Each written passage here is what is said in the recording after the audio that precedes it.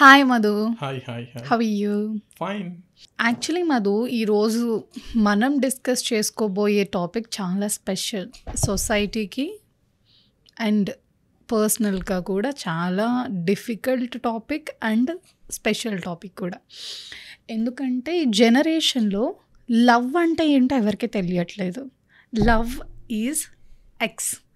నాకు అది ప్రొనౌన్స్ చేయడం ఇష్టం లేదు కాబట్టి X. Love is X. Love is commitment. Love is investment. Like that flow వెళ్తుంది. మన రాబోయే జనరేషన్స్కి ప్రేమ అంటే ఏంటో తెలియకుండా అయిపోతుందేమో అని నా ఫియర్, నా పర్సనల్ ఫియర్. అండ్ సొసైటీలో కూడా చూస్తుంటే అలాగే జరుగుతుంది మధు. ప్రతి ఈచ్ అండ్ ఎవ్రీథింగ్ అలాగే అవుతుంది. వాళ్ళు వీళ్ళతో వెళ్ళిపోవడం, వీళ్ళు వాళ్ళతో వెళ్ళిపోవడం, ఇల్లీగల్ అఫైర్స్. అసలు ఏమనుకుంటున్నావు దీని గురించి? అసలు నీ అభిప్రాయం ఏంటి Madhu? I want to know about this. ప్రేమించుకోవడం తప్పు కాదు, ప్రేమించుకోవచ్చు. వారికి ఆ స్వేచ్ఛ ఉంది, వారికి ఆ రైట్ ఉంది. మేజర్ అయిన ప్రతి ఒక్కరు ఎవరినైనా ప్రేమించుకోవచ్చు. ఇక్కడ ప్రేమించుకోవడానికి కులంతో, తర్వాత డబ్బుతో, తర్వాత ఒక కలర్తో ఇటువంటి భేదాలు ఏం ఉండద్దు. ఎవరినైనా ప్రేమించుకోవచ్చు, ఎవరైనా ప్రేమించుకోవచ్చు, ఇటువంటి తారతమ్యాలు లేకుండా. కానీ ఈ ప్రేమ ఎంతవరకు విశ్వాసంతో కూడి ఉన్నది, ఎంతవరకు అట్రాక్షన్ ఉన్నది, ఈ ప్రేమ ఆర్థిక సంబంధం అయిన ప్రేమనా, లేకపోతే శారీరక సంబంధమైన ప్రేమనా, లేకపోతే ఫ్యూచర్లో మనకు వచ్చే ప్రేమనా అని తెలుసుకొని ప్రేమిస్తే ఆ ప్రేమ శాశ్వతంగా ఉంటుంది అనేది నా అభిప్రాయం. ఎలా అసలు అలా ఉండట్లేదు కదా మధు. బికాజ్ నాకు ఒక ట్రూ స్టోరీ నీకు ఇప్పుడు చెప్తాను. ఈ మధ్యకాలంలో జరిగింది. అమ్మాయికి 18 years మధు. ఇది నాకు తెలిసి లైక్ 1 year దాకా అయిపోతుంది ఈ టాపిక్ నా వరకు వచ్చి. ఇది నేను పర్సనల్గా డీల్ చేయడం జరిగింది. ఎందుకంటే నేను ఒక విద్యాపీఠంలో ఒక 2 years యాజ్ ఎ టీచర్గా వర్క్ చేసినప్పుడు నేను ఇది ఫేస్ చేశాను. ఆ సిచ్యువేషన్, అమ్మాయి నా దగ్గరకు వచ్చి లైక్ ఇది మాతాజీ, ఇది ఇలా జరుగుతుంది, అలా ఇలా అని చెప్పింది. ఆ పాప 10th అయిపోయిన తర్వాత passed out. After that 2 years inter చదువుకున్న తర్వాత ఏదో కోచింగ్ ఏదో సంథింగ్ తీసుకోవడానికి హైదరాబాద్ వెళ్ళింది. తర్వాత 24 years అబ్బాయి పరిచయం అయ్యాడు. ఐ డోంట్ నో ఎలా పరిచయం అయ్యాడో నాకు తెలీదు. అమ్మాయిని ట్రాప్ చేసి ఆ అమ్మాయితో ఎక్స్ జరిగింది వాళ్ళిద్దరి మధ్య. 18 years పిల్ల, ఏం తెలియని, ఏదో చాక్లెట్ ఇచ్చి ఏదో సంథింగ్ ఒక డ్రెస్ కొనిస్తే లవ్ నన్ను ప్రేమిస్తున్నాడు, నాతో వచ్చేస్తున్నాడు, నా వెయిట్ చేస్తున్నాడు, నా కోసం ఎఫర్ట్ పెడుతున్నాడు అని ఆ పిచ్చిది అనుకుంది పాప. తర్వాత ఇది అయిన తర్వాత దీని ఫ్రెండ్ని మళ్ళీ ప్రేమించి దీనికి తెలియకుండా పెళ్లి చేసుకుని వాడు స్టోరీ పెట్టుకున్నాడు. ఈ పిల్ల కమిటెడ్ సూసైడ్ మాట. అంటే చిన్నపిల్ల, ఏం తెలియదు, ప్రేమ అంటే ఏంటో ఆ పాపకు తెలియదు. ఇప్పుడు ప్రేమిస్తున్నాను నేను, ఆ అబ్బాయిని నేను ఇష్టపడుతున్నాను, ఆ అబ్బాయిని నేను పెళ్లి చేసుకుంటాను అని ఒక ట్రామాలో ఉండిపోయింది పాప మా పిచ్చిది. తర్వాత నాకు చెప్పింది, ఇలా మేడం ఇలా అయింది, నాకు ఇది జరుగుతుంది, ఇదే హ్యాపెండ్ నా లైఫ్లో. అంటే నేను ఒక్కటే చెప్పాను, అమ్మ ఇప్పుడు నీకు 18 సంవత్సరాలు, వాడికి 24 సంవత్సరాలు, maybe 7 years or 6 years gap ఉండొచ్చు మాది, what ever it is, gap ఉంది. ఇప్పుడు నీకు జాబ్ వచ్చి నువ్వు సెటిల్ అయిన తర్వాత నీ ఆలోచన తీరు మారిపోతుంది. అప్పుడు నువ్వు జాబ్ చేసేటప్పుడు నీ మైండ్ సెట్ మారిపోతుంది, నీ కమిట్మెంట్ మారిపోతుంది. నాకు ఇలాంటి వాడు కావాలని అప్పుడు నీ మైండ్ నిన్నే అడుగుతుంది, నాకు వీడొద్దు, నాకు వాడి కావాలని. మైండ్కి తెలుసు నీకెవరు కావాలి, నీకేం చేయాలి అనేది. హార్ట్ అనేది మనకు నచ్చని చేయమంటుంది, కానీ మైండ్ అలా కాదు. మైండ్ అనేది మనకి పర్ఫెక్ట్ని ఇస్తుంది ఎప్పుడు. నేను అలాగా పిల్లకి చెప్పాను, అమ్మ ఇలా చేసుకో, మంచిగా చదువుకో, మంచిగా ఒక మంచి సీట్ సంపాదించు, ఒక యూనివర్సిటీలో మంచిగా చదువుకొని మంచి పేరు ప్రత్యేకతలు సంపాదించుకో, మీ పేరెంట్స్కి గౌరవం ఉంటుంది. తర్వాత మీ పేరెంట్సే నీకు నీకన్నా ది బెస్ట్ని అబ్బాయిని తీసుకొచ్చి నీకు చేస్తారు, నీ లైఫ్ సెటిల్ అవుతుంది అని అన్నాను. కానీ పిల్ల వినలేదు, చదువు మీద కాన్సన్ట్రేషన్ చేయలేదు మధు. నేను చూశాను మధు, పర్సనల్గా నేను ఇది చూసి నేను డీల్ చేశాను. ఇది అసలు ఎలా అంటే ఆ పిల్ల ఏడుస్తుంది, నాకు వాడే కావాలంటుంది. ఏంటమ్మా అసలు ఏమిచ్చాడు నీకు అంటే, నాకు అప్పుడప్పుడు చాక్లెట్స్ కొని ఇచ్చేవాడండి, నాకు అప్పుడప్పుడు ఏదైనా షాపింగ్ చేయించేవాడండి. వాడు ఏం చేస్తాడమ్మా, అయినా జాబ్ చేస్తాడా ఏంటి, పోనీ నేను మీ ఇంట్లో వాళ్ళతో మాట్లాడతాను పోనీ అని. అప్పుడు పెళ్ళికి ముందు ఆ అబ్బాయి పెళ్ళికి ముందు నాకు చెప్పింది మాట. పెళ్ళి అయిపోయిన తర్వాత నేను సిచ్యువేషన్ అంతా మొత్తం ఆ అమ్మాయి నుంచి మొత్తం ఎఫర్ట్ అంతా ఆపించేశాను, మొత్తం ఇది బ్లాక్ చేయించేశాను. పెళ్ళికి ముందు ఆ అబ్బాయికి పెళ్ళి అవ్వకముందు ఆ అమ్మాయి చెప్పడం, ఇది ఇచ్చాడండి, అది ఇచ్చాడండి, నాకు నన్ను ఇలా చూసుకున్నాడండి, నా కాళ్ళని తీసుకుని ఎలా నడిపించాడండి, నా కాళ్ళు ఎప్పుడు కింద పెట్టనివ్వలేదండి, నా కాళ్ళని ముద్దు పెట్టుకున్నాడండి, నన్ను అక్కడికి తీసుకెళ్ళాడండి, ఇక్కడ తీసుకెళ్ళాడండి. అబ్బాయి ఏం చేస్తాడని అడిగాను. ఫస్ట్ ఆఫ్ ఆల్ నేను ఒక హోటల్లో రిసెప్షనిస్ట్ అంతే. వాడి జీతం ఎంత? 20,000. నువ్వెంత ఫీజు కడుతున్నావు నీ కోచింగ్కి? 1.5 2 lakhs. ఎవరు కడుతున్నారు? పేరెంట్స్ ఏం చేస్తారు? జాబ్స్ చేస్తున్నారు. అంటే మీ పేరెంట్స్ సంపాదించి నీకు చదివిస్తున్నారు, మీ పేరెంట్స్ సంపాదించి నీకు అన్నీ ఇస్తున్నారు, వాళ్ళకన్నా ఎక్కువ నీకు విడిచ్చేశాడా అమ్మా అనేసి నేను అడిగాను. లేదు మేడం, అది కాదు మేడం, ఇది కాదు మేడం, అబ్బాయి చాలా మంచోడు. ఏం మంచోడమ్మా, నేను ఒకసారి కలుస్తాను, నేను ఒకసారి మాట్లాడతానమ్మా. మాట్లాడాను, ఫోన్ చేసి మాట్లాడాను, నెంబర్ ఇచ్చింది, మాట్లాడాను. నేను ఇలా అన్నాను, ఏమబ్బా నువ్వు అమ్మాయిని ఇష్టపడుతున్నట్టున్నావు కదా, పెళ్లి చేసేసుకుంటావా? అమ్మాయి నా దగ్గరే ఉంది, ఇప్పుడు వాళ్ళ ఇంట్లో వాళ్ళకి తెలిసిపోయింది అంటే, మేడం నో మేడం, వెంటనే పంపించేయండి మేడం, ఇన్స్టిట్యూట్కి పంపించేయండి మేడం, అదే హాస్టల్ ఉంటుంది కదా పాప ట్రైనింగ్ తీసుకునే దగ్గర, పంపించేయండి మేడం, వెంటనే పంపించేయండి మేడం, పోలీస్ కేసు అయిపోద్ది మేడం, మా ఇంట్లో వాళ్ళు ఒప్పుకోరు మేడం. భయపడిపోయాడు పెళ్ళి అనేసరికి. ఆ పిచ్చిదానికి నేను, చూసావా ఇదే పాయింట్, అర్థమైందా నీకు? ఇప్పుడు పెళ్ళి అనేసరికి వెనక్కి వెళ్ళిపోయాడు. నువ్వు మేజర్వి ఇప్పుడు, ఆ అబ్బాయి కూడా మేజరే, పెళ్లి చేసేసుకుందరు కానీ రండి అనేసి అంటే ఆ పిల్లోడు ఏమన్నాడు అంటే, నీతో ఎక్స్ చేయడానికి వాడికి ఓకే, నేను తిప్పడానికి ఓకే, వాడికి ఒక ఎంటర్టైన్మెంట్ కావాలి, అది నువ్వు, అంతేగాని వాడు పెళ్ళి చేసుకోండి నిన్ను. ఎందుకంటే పెళ్ళికి ముందు ఒక ప్లేస్కి వచ్చింది దాన్ని ఎట్లా చూస్తారంటే అబ్బాయిలు మధు, అదొక బజార్ది, లైక్ చెప్పడం ఇష్టం లేదు కానీ నాకు, అదొక బజార్ది, అదొక తిరుగుబోద్ది, ఇట్లనే చూస్తారు తప్ప ఆ పిల్లలో ప్రేమ చూడరు. ఒక అమ్మాయి ఒక అబ్బాయితో అక్కడ వరకు వెళ్ళిందంటే అమ్మాయి కన్నా ఎక్కువ అబ్బాయిని ప్రేమించిందని అర్థం. కొవ్వు ఎక్కువైపోయి వెళ్ళే వాళ్ళు చాలామంది ఉన్నారు, కానీ నేను వాళ్ళ గురించి మాట్లాడలేదు, నేను ఈ అమ్మాయి గురించి మాట్లాడుతున్నాను. ఎంత ప్రేమించిందంట ఆ పిల్ల, చిన్న పిల్ల మధు, 18 years పిల్ల అంటే ఏం లైఫ్ చూసుంటుంది చెప్పు? చచ్చిపోవడానికి రెడీ అయిపోయింది. అట్రాక్షనే కావచ్చు, కానీ ఎలా అయినా అట్రాక్ట్ అయింది. నువ్వు ఆ అమ్మాయి అట్రాక్షన్ గెయిన్ చేసేసావు, తర్వాత వద్దనుకున్నావు, తర్వాత మళ్ళీ ఆ పిల్లకు చెప్పకుండా, ఆ పిల్లకి ఏం చేయకుండా పెళ్లి చేసేసుకున్నాడు వాడు. ఆ పిల్ల చదువు మీద కాన్సన్ట్రేట్ చేయకుండా, సీట్ రాలేదు ఆ పిల్లకి యూనివర్సిటీలో, ఇంటికి వెళ్ళి కూర్చుంది. ఇప్పుడు పెళ్లి చేయడానికి రెడీగా ఉన్నారు వాళ్ళ ఇంట్లో వాళ్ళు. ఒక అమ్మాయి జీవితం నాశనం అయిపోయింది మధు. ఇంకా మీరన్న ఫ్రెండ్స్ ముచ్చట చెప్తున్నారు, కానీ నాకు తెలిసిన దాంట్లో అక్కతో పెళ్ళయింది, పెళ్ళయి కాపురం చేస్తున్నారు. పెళ్ళైన విషయం చెల్లెకి తెలియకుంటుంటుందా? చెల్లెకి కూడా తెలుసు. చెల్లె బాగా అట్రాక్ట్ అయ్యి చెల్లె బాగా ఇద్దరు కలిసి లేచిపోయినటువంటి పరిస్థితి. ఇలాగే ఇప్పుడు ఇల్లీగల్ అఫైర్స్ మాది ఈచ్ అండ్ ఎవ్రీ టైం. ఇప్పుడు వైఫ్ అండ్ హస్బెండ్ ఉంటున్నారు, ఇది కూడా నాకు తెలిసిన ఇష్యూయే. ప్రతిదీ మామూలు నాకు తెలిసి ఇన్ కేస్ వాళ్ళు మా పేరెంట్స్ దగ్గరకు వచ్చి మాట్లాడుకునే ఇష్యూస్ కూడా చాలా ఉన్నాయి మాది. ఒకటి మాత్రం మా నాన్న దాకా వచ్చింది, అదైతే నీకు చెప్తాను. ఇప్పుడు వైఫ్ అండ్ హస్బెండ్ మాట పెళ్ళై ఒక 1-2 years అవుతుంది. చాలా హ్యాపీగా ఉన్నారు, మంచిగా ఉన్నారు. పెళ్ళయింది, ఒక బాబు పాప మధ్యలో ఉంది.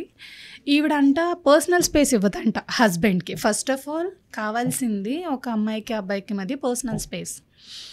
నీకు ఒక పర్సనల్ ఉంటుంది, నాకు పర్సనల్, ఒక ఇంతైనా పర్సనల్ ఉంటుంది. లైక్ వైఫ్ అండ్ హస్బెండ్ మధ్యలో అది కూడా ఉండకూడదు అని చాలామంది అంటారు, కానీ ఉంటుంది.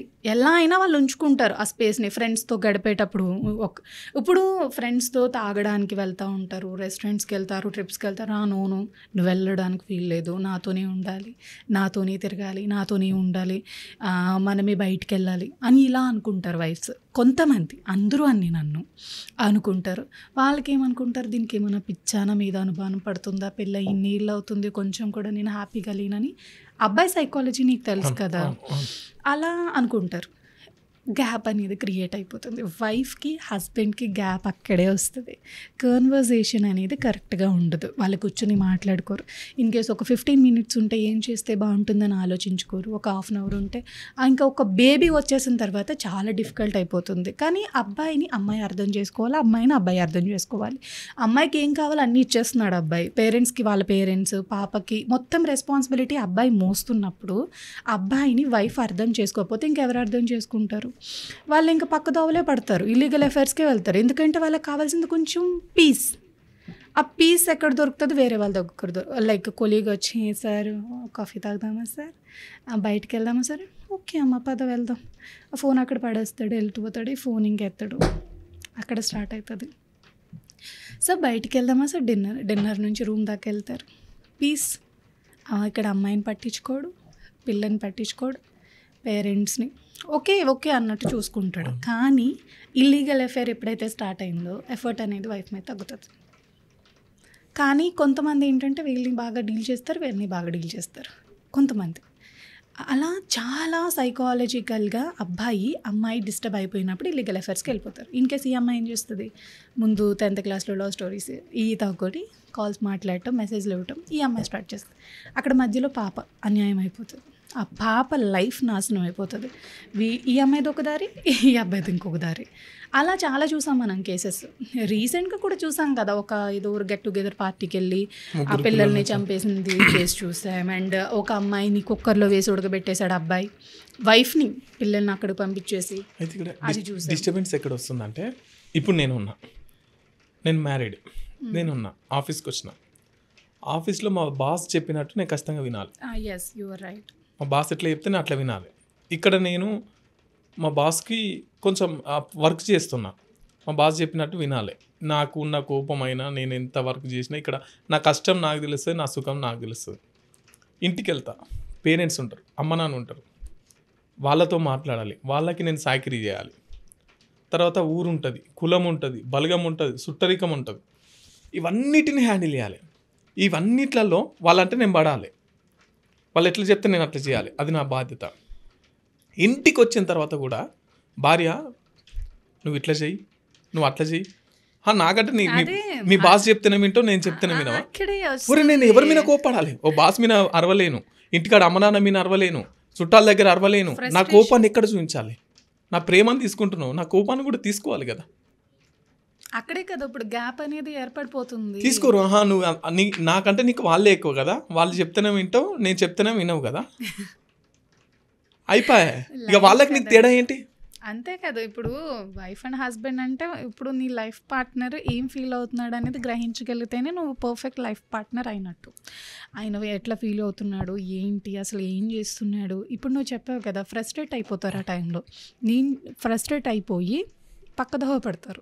అదే టైంలో ఇన్ కేస్ బయటకు వెళ్ళిపోవడం, వేరే కొలిక్తో మాట్లాడటం, వేరే పార్టీస్కి వెళ్ళటం, కంప్లీట్గా నీకు దూరం అయిపోయే సిచ్యువేషన్ అది నువ్వు గ్రహించుకోవాలి. అబ్బాయికి ఇప్పుడు ఎక్కడ దొరుకుతుంది చెప్పు?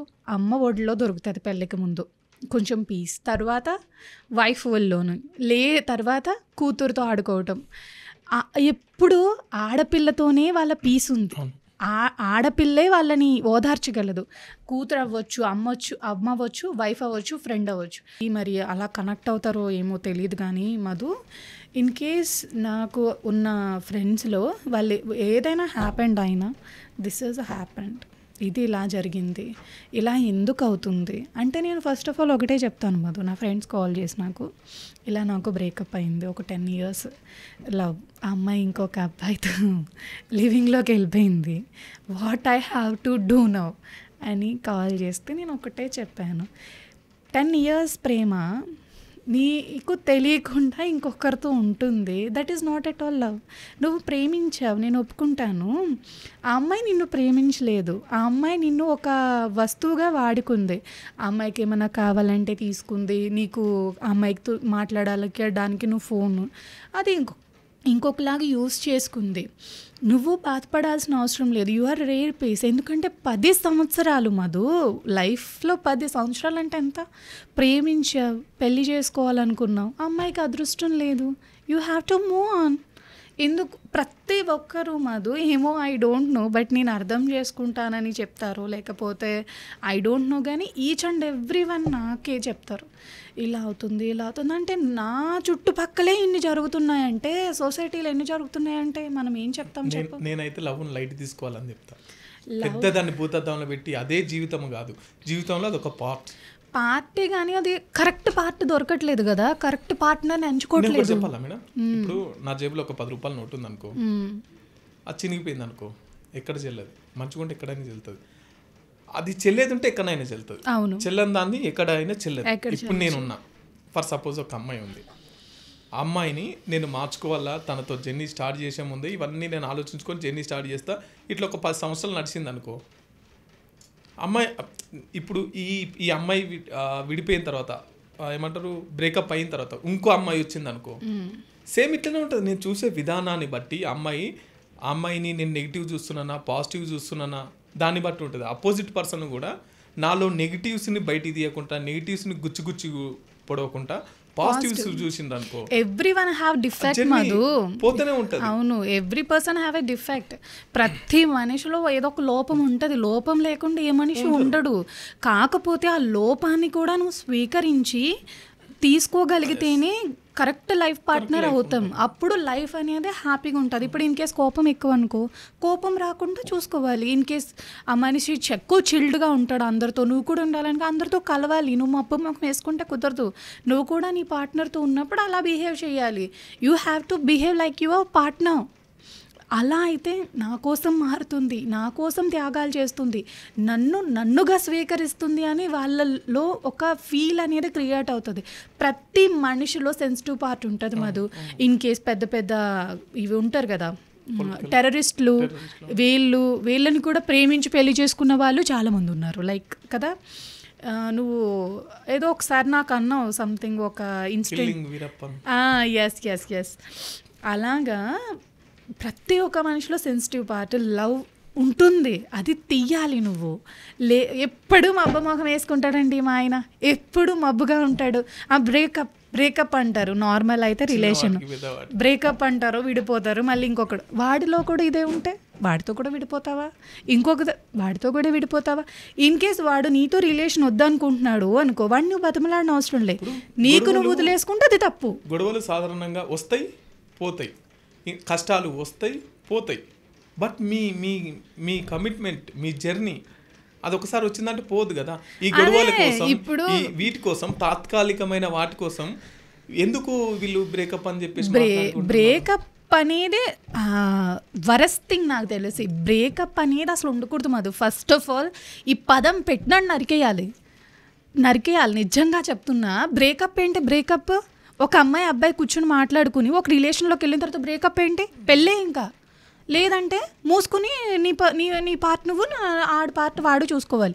నువ్వు అనుకుని రిలేషన్లోకి వెళ్ళిన తర్వాత వాడు నాకు నచ్చట్లేదు, వీడు నాకు నచ్చట్లేదు, వాడితో నేను ఉండలేను, అవసరాలు తీరిపోయాయి అనుకోవాలి. ఇంకా నువ్వు ఎట్లా బ్రేకప్ చెప్తావు? వాడు హట్ అవ్వచ్చు. ఇన్ కేస్ అబ్బాయి బ్రేకప్ చెప్తే అమ్మాయి ఏం చేస్తుంది?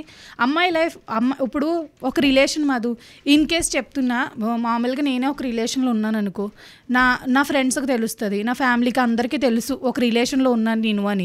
వాడితో బ్రేకప్ చెప్తే నేను విడిపోతే క్యారెక్టర్ ఎవరిది బ్యాడ్ అంటారు? అమ్మాయిదే బ్యాడ్ అంటారు. ఏదో చేసి ఉంటుంది అందుకే విడిపోయారు అని అంటారు. అంతేగాని అబ్బాయి మీద పడదు, అమ్మాయి మీదే పడుతుంది. ఇన్ కేస్ సమ్ టైమ్స్ అబ్బాయి మీద కూడా పడవచ్చు, వీడు మంచోడు కాదు, తాగుపోతాడు, తిరిగిపోతాడు అని.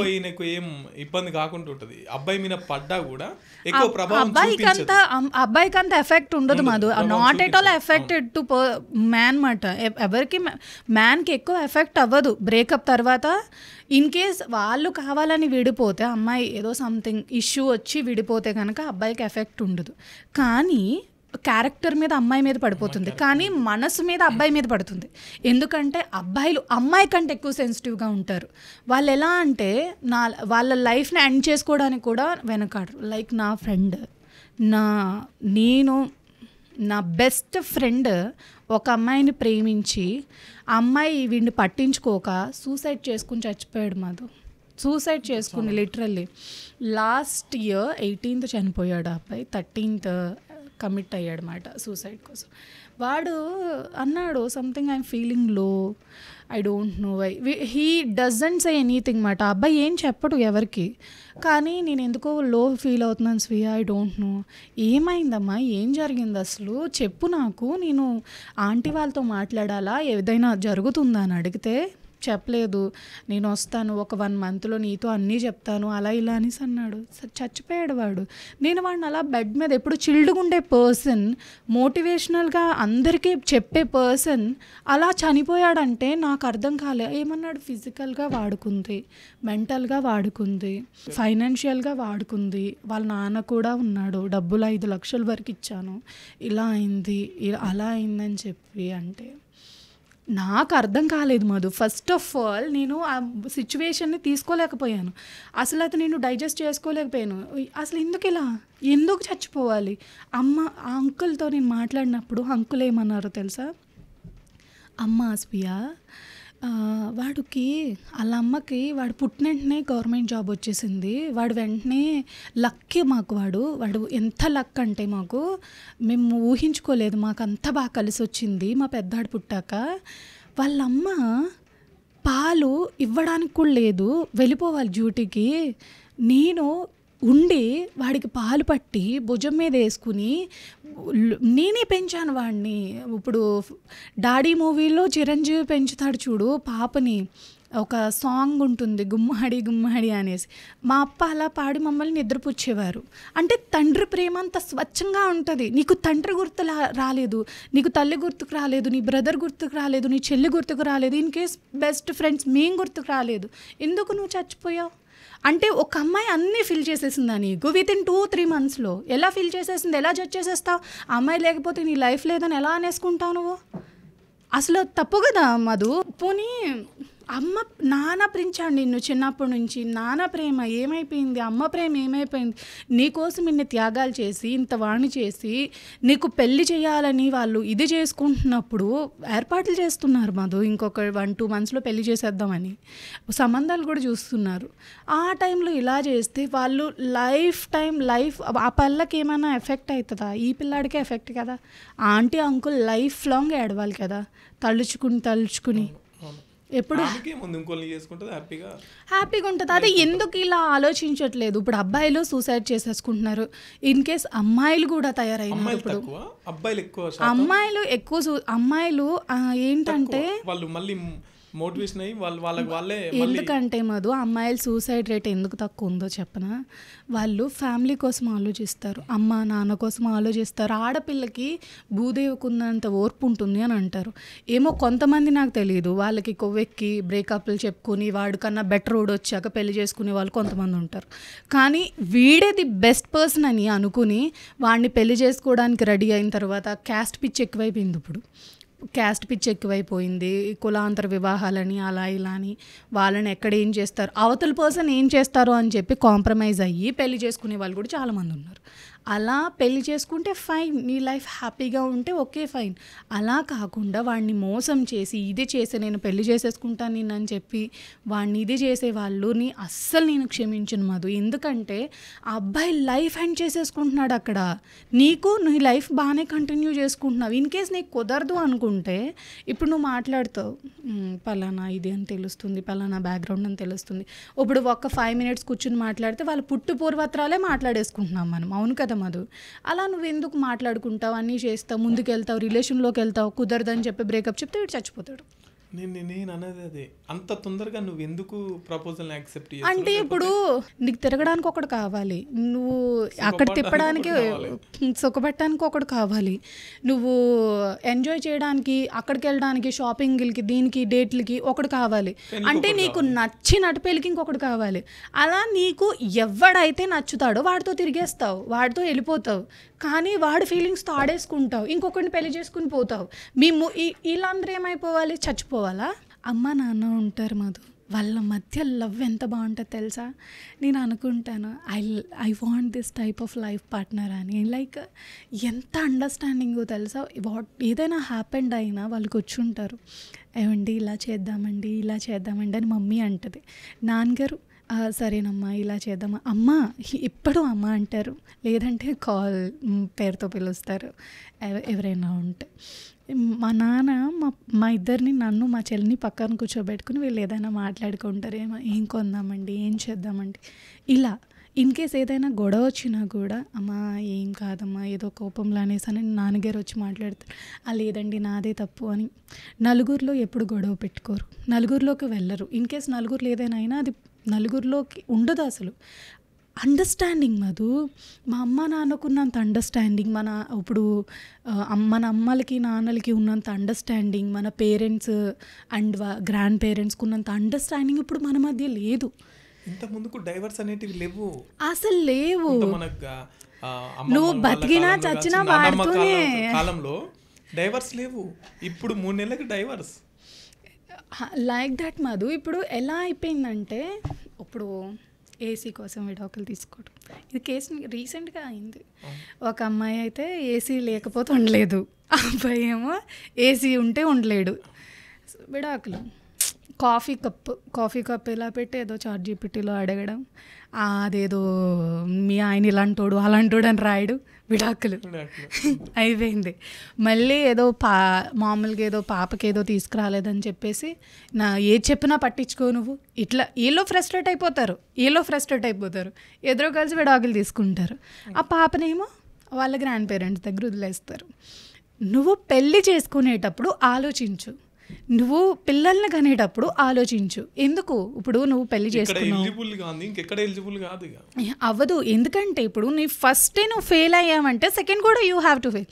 ఇప్పుడు ఇదేంటంటే అంటారు, ఒకసారి ఫెయిల్ అయితే రెండోసారి విన్ అవ్వచ్చు, 100 సార్లు ప్రయత్నించి. ఇదేమీ మన లైఫ్ పోరాటం కాదు, పెళ్ళి ఇది పర్సనల్ థింగ్ మనము పర్ఫెక్ట్గా ప్లాన్ చేసుకోవాలి. దట్స్ వై ఎవరైనా ఒక అమ్మాయికి నేను చెప్పేది ఏంటంటే, ప్రతి ఒక్క అమ్మాయికి నాకు ఇలాంటి హస్బెండ్ కావాలి అలా ఉండాలని అనుకుంటారు. మనకి ప్రతి ఒక లైన్ ఉంటుంది, వేవ్ లెంత్ ఉంటుంది ప్రతి అమ్మాయికి. ఆ వేవ్స్ అన్నీ మ్యాచ్ అయితే ఇలా ఉంటుంది ఒక వేవ్ లెంత్. ప్రతిది ఒక హై ఉండొచ్చు, ఒకటి లో ఉండొచ్చు, కోపం ఉండొద్దు లో, అబ్బాయి మంచిగా ఉండాలి హై, అలా ఒక వేవ్ లెంత్ ఉంటుంది ఒక అమ్మాయికి హస్బెండ్ని చూస్ చేసుకోవడంలో. మేబీ ప్రతి ఒక్కరికి ఉంటుందో లేదో I don't no, I have. నేను ఒక అబ్బాయిలో, ఈ అబ్బాయి ఫ్యామిలీని జాగ్రత్తగా చూసుకుంటాడా, ఈ అబ్బాయి నన్ను లైఫ్ లాంగ్ హ్యాపీగా చూసుకుంటాడా, ఈ అబ్బాయి నా చెల్లెల్ని జాగ్రత్తగా చూసుకుంటాడా, ఈ అబ్బాయి మా అమ్మని నాన్నని జాగ్రత్తగా చూసుకుంటాడా, ఈ అబ్బాయి ఏదైనా ప్రాబ్లం వస్తే ఎలా డీల్ చేస్తాడు లైఫ్లో, ఇన్ కేస్ మాకున్నదంతా పోతే ఈ అబ్బాయి ఏం చేసి నన్ను పోషిస్తాడు, ఇది చూసుకోవాల్సింది ఒక అమ్మాయి లైఫ్ పార్ట్నర్లో. ఏ స్కేల్తో ఇవన్నీ క్వాలిటీస్? ఏ స్కేల్ అంటే ఇప్పుడు ఇన్ కేస్ మన చుట్టూ చాలామంది ఉంటారు మాతో. ఇప్పుడు మనం వర్క్ చేసే ప్లేస్లో కొంతమంది ఉంటారు, వాళ్ళతో మనకు ఒక కనెక్టివిటీ అనేది ఏర్పడుతుంది. వాళ్ళతో కొన్ని వేవ్స్ కలవచ్చు, కొన్ని వేవ్స్ కలవకపోవచ్చు. కొంతమందితో మొత్తం అన్నీ మ్యాచ్ అవ్వచ్చు, బట్ వాళ్ళకి పెళ్ళి అయిపోయి ఉండొచ్చు, అది ఇంకొక మ్యాటర్ అనుకో. అలా ఇన్ కేస్ నీకు అన్ని వేవ్స్ అన్నీ మ్యాచ్ అయినాయి అనుకో, నువ్వు కూర్చుని నేను మిమ్మల్ని పెళ్ళి చేసుకోవాలనుకుంటున్నాను, I really like you, love you చెప్పొద్దు, మళ్ళీ లవ్ అంటే ఎటో వెళ్ళిపోతుంది. కాబట్టి I really like your presence, me effort నాకు నచ్చింది, మా అమ్మ నాన్నతో కూడా మీరు మంచిగా ఉంటారని నాకు అనిపిస్తుంది, మనం పెళ్ళి చేసుకుందామండి, direct proposal. In case he said no, వదిలేయాలి, అంతేగాని ట్రావెల్ ఈజ్ యాక్సెప్ట్ చేస్తే పెళ్ళి అయిన తర్వాత, ఇద్దరు పిల్లలు పుట్టిన తర్వాత తను మారొచ్చు, మీరు అనుకున్న క్వాలిటీస్ అన్నీ పోయి ఇంకా వేరే అలవాట్లన్నీ రావచ్చు. వెయిట్ ఇప్పుడు పెళ్ళికి ముందు మనం వేవ్ లెంత్ చెక్ చేస్తాం కదా. ఆఫ్టర్ మ్యారేజ్ ఇద్దరు ఒకే ఇంట్లో ఉంటాం, ఇద్దరు పిల్లలు కలిసిన తర్వాత పిల్లలు పుట్టిన తర్వాత వాళ్ళు సెపరేట్ అవ్వటం ఇంపాసిబుల్, ఎందుకంటే వాళ్ళిద్దరు ఒకేలా ఆలోచిస్తారు. లైక్ ఒక బాబో పాపో వాళ్ళ మధ్యలోకి వచ్చిన తర్వాత వాళ్ళ ఇష్టాలు ఒకటి అవుతాయి, వాళ్ళు కాంప్రమైజ్ అవుతారు, చాలా థింగ్స్ని కట్టుబడి ఉంటారు. ఆ తర్వాత ఆలోచన కాంప్రమైజ్ అవ్వాలి, యూ హ్యావ్ టు కాంప్రమైజ్. ఇప్పుడు ఆడపిల్ల అన్న తర్వాత నేను ఉంటాను, నేను హైగా ఉంటాను, నేను కాంప్రమైజ్ అవ్వను, నాకు సెల్ఫ్ రెస్పెక్ట్ ఉందంటే కుదరదు. ఇన్కేస్ సెల్ఫ్ రెస్పెక్ట్ నీ పేరెంట్స్ దగ్గర ఉంచుకో, ఎవరి దగ్గర నీ ఫ్రెండ్స్ దగ్గర ఉంచుకో, హస్బెండ్ దగ్గర సెల్ఫ్ రెస్పెక్ట్ ఉండొద్దు. బికాస్ సెల్ఫ్ రెస్పెక్ట్ ఉంటే చేంజ్ అయిపోతుంది లైఫ్. నీకు నీ జాబ్ని గౌరవించి నిన్ను హ్యాపీగా చూసుకుని మంచిగా చూసుకుని నీ బేబీస్ని జాగ్రత్తగా చూసుకుంటున్నప్పుడు done, your life is very good. You expect more, నీకు అన్నీ ఇస్తున్నాడు.